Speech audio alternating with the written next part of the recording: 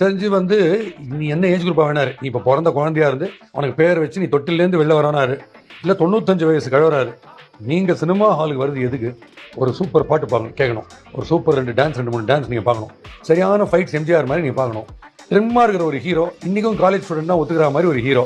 ஹியூமருக்கு humour, subtle humour, ரொம்ப அனிமேட்டடாக இல்லாமல் லிசனிங்லேயே. For example போக்கிரியில் அவங்க டென்ஷன் ஆகும்போது அசன் வந்து அப்படின்லாம் நக்கலாக பண்ணுற ஒரு மேனர்ஸ்லாம் இருக்கு பாருங்க. ஸோ இதெல்லாம் உங்களுக்கு ஒரு டிபார்ட்மெண்டல் ஸ்டோர் மாதிரி ஒரு 3 ஹவரில் உங்களுக்கு எல்லாம் தேவையில்லை. அதை நான் வந்த அன்னிலேருந்து இன்னி வரைக்கும் கொடுத்துனே இருக்கேன். இந்த கதை, இந்த லாஜிக் இதெல்லாம் யோசிக்காதீங்க. 3 மணி நேரம் உங்களுக்கு டைம் நல்லா ஜாலியாக போச்சா, அதுக்கான ஹீரோ யார் அப்படின்னா நான் தான் அப்படின்றத டெய்லி ப்ரூவ் பண்ணிட்டு அது டிவியாக இருக்கட்டும், தியேட்டராக இருக்கட்டும். I love him for that. I call him cinema Dhoni. அதாவது காமன் கூல் அப்படியே இருக்கிறது.